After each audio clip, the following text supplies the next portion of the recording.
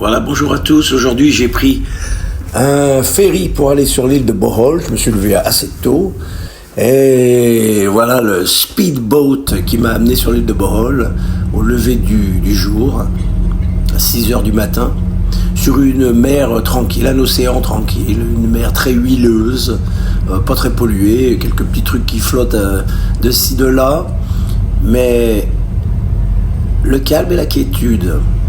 Avec une mission, voir les tarsiens, ces petits singes, et puis les Chocolate Mountains. Voilà, c'était mes deux objectifs.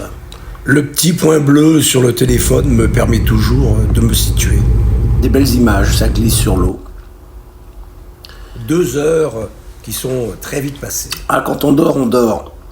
Je me suis fait alpaguer à l'arrivée par les guides, et évidemment, j'en ai choisi un. Alors je suis avec Redempto. Et je l'ai loué très sympa pour la journée et je suis à Bohol et il va m'emmener voir les tarsians. Le plus petit singe du monde de 15 cm. Et puis les Chocolate Hills. Un paysage à vous couper le souffle. Ça me coûte $70. C'est pas très cher, j'ai toute la journée, j'ai rien à m'inquiéter. Après il va me déposer à un endroit pour manger. La journée est toute écrite. Écrit ou écrite? Ça y est, je commence à perdre mon français. Alors ils disent que ce sont des maisons du XVIIe siècle, ou même du XVIe siècle, un petit peu retapées, transformées. Mais ces façades sont très intéressantes, avec une architecture assez compliquée, des détails. Des balustrades dont on a l'impression qu'elles sont plutôt des décors, plutôt qu'une fonction utile.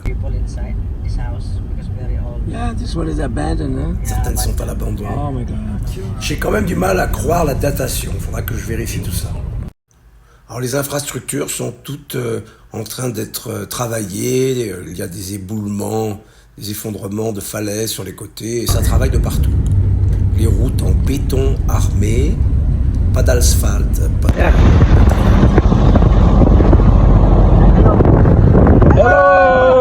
Les gens sont toujours aussi sympas. Je crois que ça, c'est le meilleur sourire du voyage. Ah, quel changement avec Cebu City, ville polluée. Allez, encore un pour la route. Le riz, production de l'île. Ah, mais attendez, la moto qui vient de passer, là, je ne me trompe pas. Pas de casque, rien du tout. C'est assez laxiste. Oh, ça, c'est les rice fields. Avec le riz blanc et le riz brun. Il fait le malin, toujours, Redempto. Alors 3 ou 4 récoltes par an. Hein. Et il est content, Redempto. Il a rencontré un guide qui ne connaît rien. Tandis que lui, il est guide ici local. Alors un arrêt à Santa Monica et une église paroissiale très impressionnante. Des colonnes sculptées en mahogany. Dans le détail, les artistes se sont régalés. Le style baroque, mais tropical. Eh oui, qui est-ce qui porte la cruche?